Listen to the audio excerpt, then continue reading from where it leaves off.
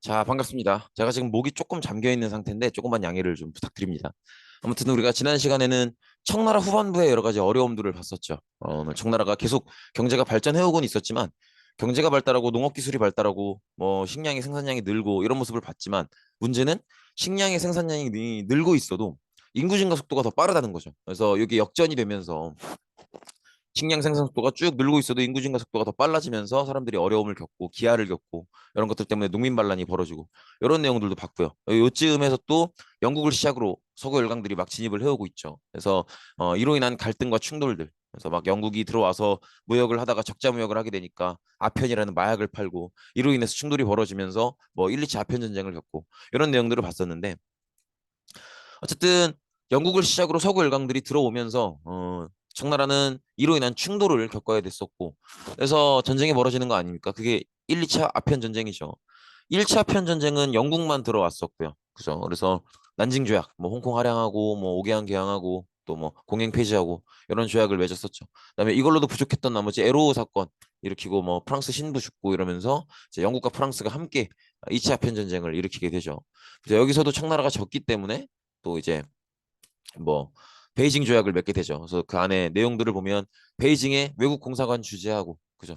크리스트교 포교 허용하고 이런 내용들이 있었죠. 아마 기억나실 겁니다. 어쨌든 두 차례의 어떤 아편 전쟁을 모두 청나라가 패배했기 때문에 둘 다 배상금을 물어야 되는 상황이었죠. 근데 이 배상금이 결국은 세금으로 내는 거잖아요. 그러니까 이게 세금을 내야 되는 농민들 입장에서는 고통이 계속 늘어나는 그런 상황이라고 볼 수 있겠죠. 그래서 농민들이 굉장히 이 안 그래도 힘든 상황인데 두 번의 아편 전쟁을 청나라가 모두 지면서 이 배상금을 마련해야 되는 농민들이 많은 세금으로 인해서 고통스러울 수밖에 없었다고 일단은 생각을 해주시면 되겠고 그래서 농민들이 생활이 어려워지면서 여기저기서 이제 반란을 일으키는 거죠. 그래서 이런저런 반란들이 많이 벌어지는데 그중에 우리가 규모도 가장 크고 꼭 규모가 아니어도 가장 주목해서 봐야 될 규모도 크고 다른 면에서도 굉장히 중요한 의미를 갖는 게 태평천국 운동이다라는 거죠. 그래서 간단하게 보시면 두 번의 아편 전쟁이 터졌고 모두 청나라가 졌기 때문에 배상금을 내야 됐고 이 배상금을 마련하는 과정에서 많은 세금을 내야 되는 농민들이 힘들었었고 그래서 농민 반란을 일으킨 거다 이렇게 보시면 되겠죠. 그 많은 농민 반란들 중에 가장 대표적이고 우리가 주목해서 봐야 될 게 태평천국 운동인 거죠. 근데 일단 기본적으로는 홍수전이라는 인물이 일으킨 반란이고요. 그래서 이 이름은 꼭 기억을 해 주셔야 되고 어, 이름을 보면 좀 느껴지는 게 있을 수 있어요. 태평천국 하면 태평은 평화롭다 이런 의미고 천국은 말 그대로 천국이에요. 헤븐. 그죠? 그래서 태평천국 하면 peaceful heaven 뭐 이렇게 보시면 될 것 같은데 헤븐, 천국 이런 표현을 보통 어디서 많이 써요? 기독교의 교회에서 많이 쓴다는 거죠. 그래서 태평천국 운동은 시작부터 기독교의 영향을 받고 있어요. 그걸 어떻게 알 수가 있냐면 태평천국 운동이 주장하는 내용들을 보면 이런 내용들을 주장을 하고 있단 말이에요. 남녀 차별을 폐지하고 신분제도를 폐지하고 토지를 균등분배 똑같이 나눠주고 사실 이 세 가지를 하나하나 외우시기보다는 이 세 가지가 의미하는 것들이 뭔지를 보시면 돼요. 보세요. 어, 이 세 가지가 공통적으로 의미하는 거. 남녀 차별을 폐지하고 신분제도를 폐지한다는 건 신분 차별을 폐지하는 거죠. 토지를 균등분배 똑같이 나눠주겠다는 건 재산상의 차별을 없애겠다는 거지. 즉, 이 세 개는 공통적으로 평등을 얘기하고 있는 거죠. 기독교의 영향을 받았기 때문에 이런 거예요. 그래서 이거를 꼭 기억을 해 주셔야 돼요. 이름부터 기독교의 영향을 받고 있다는 걸 알 수 있고 기독교의 영향을 받고 있기 때문에 이렇게 평등을 주장하는 모습을 볼 수 있는 거죠. 그리고 또 다른 좀 중요하게 보셔야 될 내용으로 지금 굉장히 두 번의 아편 전쟁에서 졌고 그죠? 그래서 배상금을 두 번이나 내야 되고 이것 때문에 힘든 상황인 거잖아요. 근데 태평천국 운동의 홍수셔는 이런 두 번의 아편 전쟁에서 지고 배상금을 내야 되고 이런 상황의 문제가 청나라 만주족의 정부가 이걸 대응을 못하기 때문이라고 봤어요. 늘 지난 시간에도 말씀을 드렸지만 기억을 하셔야 될 게 청나라는 만주족이 세운 나라죠. 만주족이 세운 나라고 그리고 한족을 지배하고 있는 그런 나라인 거잖아요. 근데 홍수전은 기본적으로 한족에 속하는 사람이고 인구는 한족이 훨씬 많죠. 대부분이 한족이 차지하고 있단 말이에요.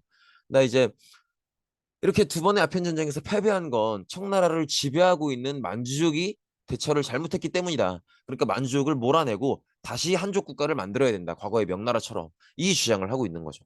그래서 태평천국 운동은 세 가지를 꼭 기억하셔야 돼요. 첫 번째로는 그렇죠. 홍수전이 시작한 운동이라는 거. 그다음에 두 번째로는 기독교의 영향을 받고 있기 때문에 평등을 주장하고 있다는 거. 그다음에 세 번째로는 지금 이 모든 문제적인 상황들은 만주족 지배층이 잘못하고 있는 거라고 판단을 했기 때문에 만주족을 몰아내야 된다. 이런 주장을 했었다는 거 꼭 기억을 해 주셔야 됩니다. 그래서 어쨌든 평등을 주장하기 때문에 지금 차별받고 있는 농민들의 굉장히 적극적인 지지를 받았고요. 그래서 이제 진압을 해야 될 거 아니겠어요?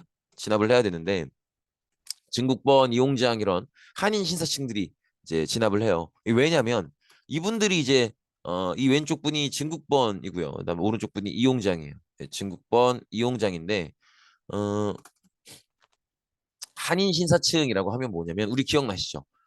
청나라 전에는 명나라였잖아요. 그죠? 명나라가 청나라가 되는 거고 명나라는 한족의 나라죠. 요거 기억나실 거야. 그다음에 청나라는 여진족, 만주족이 세운 나라잖아요. 뭐 같은 민족이에요. 만주족.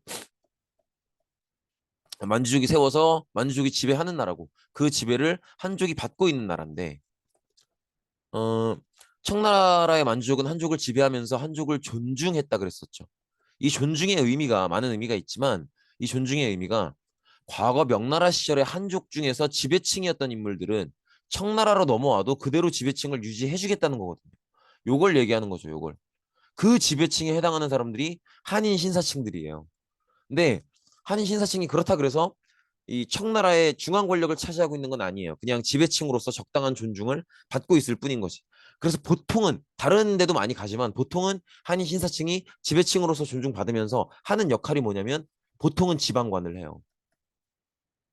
보통은 지방관을 하고 그렇기 때문에 자기 지역에서 벌어진 반란에 어떤 진압을 하는 거예요. 태평천국 운동은 워낙 전국적으로 발생한 어, 농민 반란이기 때문에 각 지역의 지방관들이 진압을 했어야 됐던 거죠. 근데 지금 이 의용군이라고 하는 건 기본적으로 청나라 정부의 정규군이 아니거든요. 근데 왜 청나라 정부의 정규군이 나서지를 못하냐면 청나라 정부의 정규군을 그냥 이거는 적을 필요는 없어요. 8기군이라고 하는데 청나라는 기억하시겠지만 기존의 명나라를 무너뜨리고 세워진 나라잖아요. 근데 명나라를 무너뜨리고 나서 그 뒤로는 요 시기에 이르기까지 아편 전쟁까지 거의 몇백 년 동안 전쟁이 없어요. 그러니까 사실 아편 전쟁에서 쉽게 무너졌던 것도 영국이 기술 수준이 뛰어난 것도 있지만 청나라의 정규군이 워낙 오랫동안 전쟁을 안 했다 보니까 거의 이제 군사로서의 어떤 경험치도 없고 실전 경험이 없는 거죠. 그러다 보니까 워낙 군사력이 약해져 있는 거죠. 제 기능을 못 하는 거예요. 그래서 다른 나라의 적은 뭐 말할 필요도 없고 국내에 농민 반란도 진압이 힘들 정도로 청나라 정규군이 약해져 있기 때문에 각 지역의 지방관들이 나서야 됐던 거고 각 지역의 지방관들이 직접 모은 의용군으로 진압을 하는 거예요. 그리고 이것도 좀 중요하게 생각을 해두실 필요가 있는 게 지금 태평천국 운동은 청나라의 만주족을 몰아내자고 하고 있죠. 그러면서 만주족을 몰아내고 한족 국가를 세우자고 하고 있잖아요. 근데 이걸 진압하고 있는 건 한족의 한인 신사층들이에요. 그러니까 한인 신사층들은 이걸 진압할 때 민족에 대한 생각을 하는 거예요, 안 하는 거예요? 안 하는 거예요. 그냥 지배층으로서 피지배층의 반란을 막고 있을 뿐인 거지. 같은 한족임에도 불구하고. 이걸 꼭 생각을 해 주셔야 됩니다. 그래서 어쨌든 청나라 정규군이 원래 이걸 막아야 되는데 못 막고 있으니까 청나라 정규군의 권위가 이런 식으로 추락하는 모습도 보이고 있고요. 또 태평천국을 진압하는 데 나서는 게 외국 군대들이 나서요. 외국 군대들이 나서는 건 크게 두 가지 이유가 있는데 왜 나서냐면 첫 번째로는 태평천국은 기독교 영향을 받고 있죠. 근데 이 사람들이 기독교를 믿은 지 오래되는 사람들은 아니잖아요. 그러니까 기독교에 대해서 되게 분명하고 깊이 있는 이해를 가지고 믿고 있는 건 아니란 말이에요. 영향을 받고 있는 게 아니에요. 근데 외국 군대는 다 서양 군대니까 뭐 1000년 이상 기독교를 믿어왔던 사람들이잖아요. 그러니까 이 사람들이 볼 때는 외국 군대에서 볼 때는 태평천국이 영향을 받고 있답시고 말하는 기독교가 너무 우스운 거죠. 교리나 이런 것들을 똑바로 성경을 똑바로 이해하고 있는 것도 아니면서 저렇게 막 영향을 받고 있다 이러면서 이런저런 주장을 하니까 그래서 그런 거에 대한 거부감도 있고요. 두 번째로는 청나라가 안정적으로 유지가 돼주고 농민 반란이나 이런 것들이 안 생겨야 외국 군대도 청나라를 쫙쫙 빨아먹을 수가 있는 거예요. 청나라가 안정적이어야.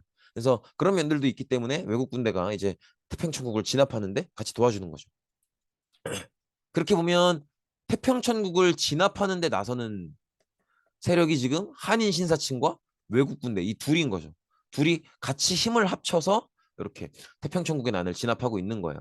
이게 왜 중요하냐면 지금 한인 신사층들이 외국 군대랑 같이 태평천국을 진압하고 있죠. 그러면 태평천국을 진압하는 과정에서 외국 군대가 어떻게 움직이는지를 옆에서 가까이서 본단 말이에요. 그러니까 이때부터 뭘 보는 거예요? 외국 군대가 가지고 있는 무기들을 보는 거죠. 사실 외국 군대의 무기를 보는 게 이번이 처음은 아니죠. 예전에 아편 전쟁 때도 봤었고, 근데 이번에 더 자세하게 보게 됐겠죠. 그래서 외국 군대의 무기가 얼마나 센 거구나, 수준이 높구나라는 걸 이번에 보게 되는 거예요. 그러면 느껴지는 감정이 뭐겠어? 부러움이지, 부러움. 그죠?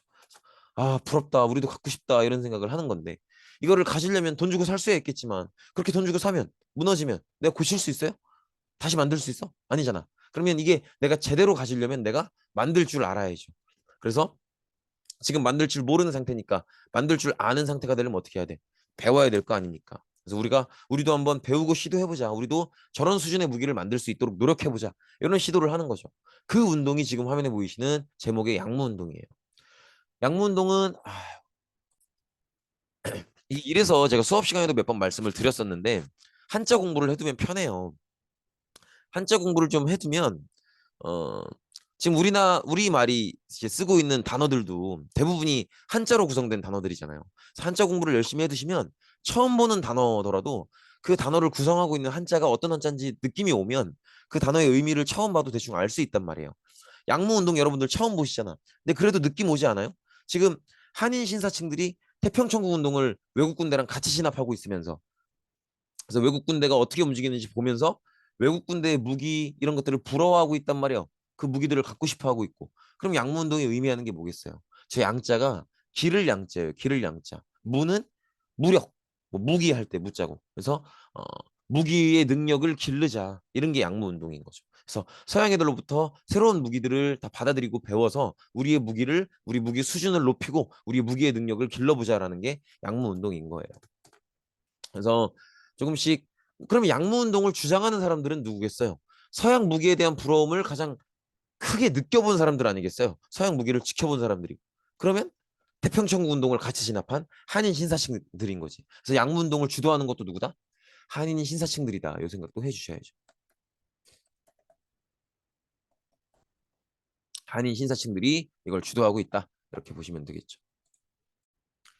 이렇게 보시면 되겠고 그래서 나와있다시피 아편 전쟁, 뭐 태평천국 운동 이런 것들을 겪으면서 서양 무기의 우수성을 깨닫게 되고요. 그래서 진국본, 이홍장 이런 사람들 다 이 사람들이 어떤 사람들이라는 거예요? 한인 신사층들이라는 거지. 그래서 이 사람들이 대외적 위기를 극복하기 위해서 우리도 무기를 배워야 된다 이런 얘기를 하는 거죠. 이게 양무 운동이다 이렇게 보시면 될 것 같아요.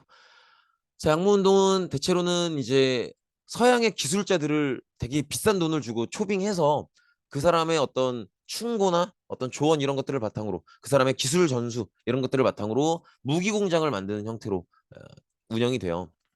그래서 기본적인 원칙은 중국의 전통적인 제도 문화 이런 것들은 유지하고 서양의 과학 기술을 집중적으로 배우자 이런 거죠. 여기서 말하는 제도와 문화는 뭐겠어요? 중국 전통의 철학인 유교를 얘기하는 거죠. 유교. 중국 전통의 유교적인 제도나 문화 이런 것들은 유지하고 서양의 과학기술, 특히나 무기 만드는 기술을 집중적으로 받아들이자 이런 얘기를 하는 거죠. 그래서 이렇게 이런저런 무기를 만드는 공장들을 세우게 됩니다. 그다음에 배 만드는 조선소 이런 것들도 세우게 되고. 그래서 뭐 무기 제조업, 배 만드는 조선업, 광산업, 제철산업 이런 것들을 발전시키게 되는 거죠. 그래서 이런 식으로 무기를 만드는 공장들이죠. 이런 식으로 뭐 안경 내군개소, 강남 제조총국, 금릉 제조국, 복주 선정국, 천진 기기국, 뭐 호남 총포장 뭐 당연히 뭐 이런 공장 이름들을 외워달라는 건 당연히 아니지만 어쨌든 어 뭐 이렇게 무기를 만드는 공장들을 많이 만들므로써 양무 운동을 추진해 나갔다. 그러면 보세요. 만약에 이 자료가 문제에 나왔어. 그러면 이 자료를 문제에 낸다는 건 이 공장의 이름들을 다 외워달라는 게 아니죠. 여러분들은 공장의 이름을 볼 게 아니라 뭘 봐야 돼요? 특징을 봐야 된다는 거지. 다 뭐예요? 다 군수공장, 군대용품 만드는 공장들이잖아요. 총포 만들고 이런 것들. 그죠? 그러면 이건 뭐 하는 중인 거야? 양무 운동 중인 거죠. 그러면 이 공장들의 설립자들, 이 사람들 대부분 어떤 사람들이겠어요? 한인 신사층들인 거지. 이렇게 정리해 주시면 된다는 거죠. 이렇게 봐주시면 되겠고. 근데 우리가 여기서 좀 생각을 해 두셔야 되는 게 청나라는 어쨌든 만주족이 세운 나라예요. 그렇기 때문에 한인 신사층들이 지배층으로서 존중을 받는다고 해도 그건 적당히 좋은 대접을 받는다는 거지 이 사람들이 중앙 권력을 차지하고 있다는 게 아니에요. 근데 지금 이 사람들이 양무 운동을 하고 있잖아요. 그러니까 양무 운동은 중앙에서 추진하는 운동인 거야, 아닌 거야? 아닌 거예요. 중앙 권력을 차지하지 못하고 있는 한인 신사층들이 각자 자기 지방에서 자기 혼자 하고 있는 거예요. 그래서 아까 제가 얘기했었죠. 한인 신사층들은 대체로 지방관을 하고 있다고. 그러니까 자기 지방에서 자기가 지방관으로 있으면서 이런저런 무기 공장도 만들어보고 하는 거예요. 그러니까 이게 중앙을 시작으로 체계적으로 이루어지는 개혁이 아닌 거죠.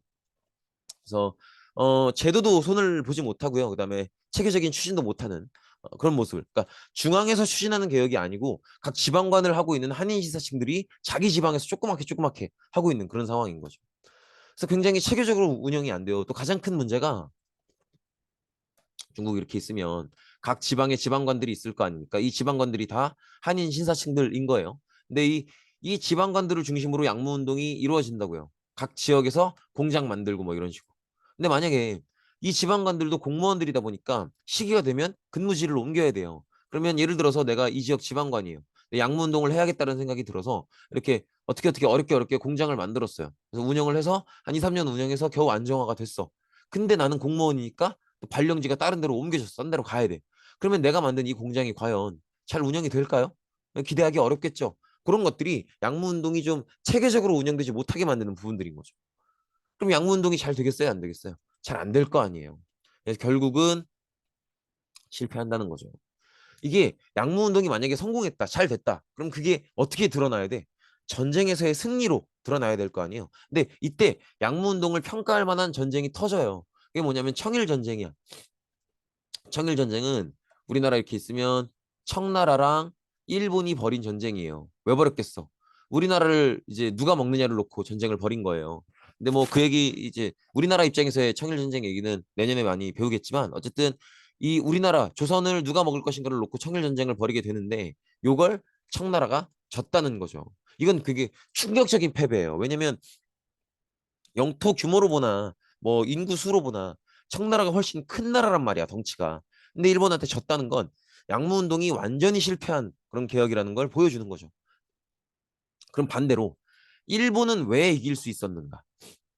일본은 어떻게 이길 수 있었냐면 뒤이어서 보겠지만 이게 일본이 이 전쟁에서 왜 이겼는지를 이해하는 게 굉장히 중요해요. 왜냐면 반대로 청나라는 졌잖아요. 그 얘기는 일본도 똑같은 아시아 국가라고 일본은 서구 열강이 아니잖아요. 그럼 일본도 청나라 같은 개혁 정책이 있었을 거라고. 근데 일본의 개혁 정책은 잘 됐고 청나라의 개혁 정책이었던 양무운동은 망했으니까 이 차이가 승패를 만든 거 아니에요. 그러면 일본은 어떤 식으로 개혁을 했길래 이 큰 청나라를 이길 수 있었는가를 봐야죠. 그래서 청일전쟁에서 패배했다는 게 양무운동이 실패했다라는 걸 보여주기도 하고요. 그다음에 일본의 개혁 방식이 어떤 방식인지를 배우게 만들었다는 계기도 있어요. 그래서 꼭 중요하게 기억을 해 두셔야 됩니다. 네, 뒤에서 보겠지만 일본은 어떤 방식으로 개혁을 했냐면 일본의 개혁을 메이지 유신이라고 해요. 메이지 유신이라고 하는데 청나라 같은 경우에는 처음부터 제도와 문화까지 받아들인 게 아니죠. 처음에 양무운동 할 때는 우리 뒤에서 앞에서 봤지만 그 과학기술만 받아들인다 이런 얘기를 했었죠. 근데 일본은 아니었어요. 지금 양무운동은 단점이 중앙 중심의 개혁도 아니고요. 그리고 과학기술만 받아들이고 있어서 제도 문화는 받아들이지 않고 있죠. 근데 일본은 아니었단 말이야. 일본은 처음부터 중앙이 개혁에 나서서 중앙이 전국적으로 적용하는 체계적인 중앙 중심의 개혁이었고, 그다음에 처음부터 제도와 문화까지 같이 받아들이려고 해요. 그러니까 이제 일본은 훨씬 더 체계적이고 빠른 속도로 개혁을 할 수 있었던 거지. 이게 청나라와 일본의 차이였던 거죠. 그래서 양문동이 실패로 끝나고 나서 양문동을 주도했었던 한인 신사층들이 뭐가 문제인가를 고민해보게 되고 우리 청나라를 이겼던 일본을 보면서 비교하게 되고 그러면서 뭔가 우리도 변화가 필요하다. 그러면서 하는 생각이 과학기술만 받아들여서 될 게 아니고 법까지도 제도까지도 배워야 양문동의 실패를 극복할 수 있다. 이렇게 생각을 하는 거죠. 그래서 그 주장을 했던 분들이 캉리웨이, 량치차오 이런 분들인 거예요. 그래서 아까 얘기했었던 일본의 메이지 유신. 일본의 메이지 유신은 두 가지 특징이 있다 그랬죠. 처음부터 중앙 중심의 체계적인 개혁이었고, 그죠? 그 다음에 처음부터 제도를 손을 봤단 말이에요. 중앙이 움직여 주니까 제도를 고칠 수 있는 거야. 양무운동이 제도를 고치지 못하는 이유는 중앙 권력이 아니기 때문에 그런 거예요. 한인 신사층들이고 만주족이 아니니까. 그러니까 그런 차이도 있는 거죠. 일본은 지금 다른 민족이 안 들어와 있죠. 근데 청나라는 애초에 만주족이 한족을 지배하고 있는 상황이잖아요. 그러니까 이 개혁을 주도하고 있는 신사층들은 지배층일 수는 있어도 중앙 권력을 차지할 수는 없고 중앙 권력을 차지하지 못하니까 제도를 손볼 수 없는 거죠. 이런 게 차이점인 거지. 그래서 이때 본격적으로 제도를 개혁해야 된다. 근데 일본도 사실은 일본이 배웠다고 하는 이 문화와 제도도 서양으로부터 배운 거 아니에요. 그러면 일본도 이미 시민혁명을 해낸 서양들의 제도를 배우는 거라고. 그러면 이제 일본이 배웠다고 하는 그 서양의 제도, 이 서양의 제도는 시민혁명 이후의 제도이기 때문에 결국 둘 중에 하나예요. 공화정 아니면 입헌군주정이야. 근데 일본도 천황이 있는 나라잖아요. 그러니까 일본도 공화정을 할 수는 없어요. 공화정을 하려면 천황을 몰아내야 되는데 천황이 그걸 받아들이겠어요? 아닐 거 아니야. 그러니까 공화정은 할 수 없고 일본도 입헌군주정을 받아들이는 거예요. 그리고 이건 변법운동을 주장하시는 분들도 마찬가지예요. 지금 당장 청나라의 황제를 몰아낼 수가 없기 때문에 그럼 공화정은 안 되는 거지. 공화정은 왕이나 황제가 없는 시스템이니까. 그러니까 입헌군주정을 선택을 하는 거죠. 근데 놀랍게도 황제가 이걸 받아들여요. 왜 받아들이냐면 입헌군주정은 뭐예요?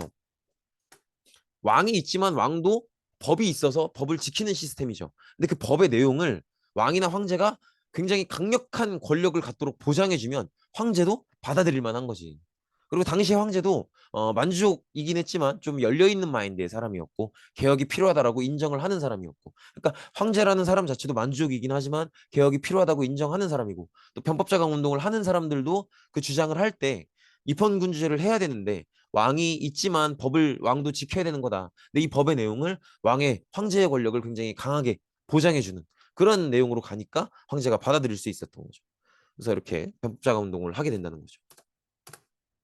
그래서 이렇게 과거제도 아마 학습지에 폐지라고 되어 있을 텐데 개혁이 맞아요. 어쨌든 과거제도 개혁하고 서양식 교육을 도입한다는 건 교육 제도를 개혁한다는 거죠. 그다음에 군사 제도도 개혁하고 다 뭐를 개혁하고 있어요? 제도를 개혁하고 있죠. 그래서 제도를 개혁하는 건 법을 변화시키자는 거니까 변법 운동인 거지. 이것도 단어를 보면 느낌이 오시죠? 과학기술만 받아들여서는 어렵다. 제도도 바꿔야 된다. 그럼 제도를 바꾼다? 법을 변화시키는 거예요. 그러니까 변법인 거야. 뒤에 자강은 그냥 스스로 강해진다 이런 거고. 이해되시겠죠? 그래서 약무운동, 무기를 기르자. 부족하네? 제도도 바꿔야겠네. 그럼 제도, 법을 변화시키자. 변법운동. 이렇게 가는 거예요. 그렇게 보시면 되겠고. 근데 결과적으로는 잘 될까 안 될까? 안 돼요. 왜냐면 만주족 지배층이 황제만 있는 건 아니잖아요. 특히나 누가 걱정을 많이 하냐면 황제 본인은 이런 변화를 받아들일 자세가 되어 있는데 황제의 어머님 서태후예요. 엄마 같은 경우에는 아들에 대한 걱정이 많을 거 아니에요. 그러니까 이렇게 서양식 제도를 받아들이면 황제인 내 아들의 권력이 떨어질까 봐 걱정이 되는 거야. 그래서 사실 서태후나 이런 만주족 귀족들 보수층들도 개혁이 필요하다는 걸 인정해요. 근데 엄마 된 입장에서는 아무리 개혁이 필요하다고 해도 내 아들의 황제로서의 권력이 떨어지는 게 걱정스럽거든. 그러니까 안 내키는 거지. 표정 봐. 지금 딱 안 내켜 하는 게 눈에 보이잖아요.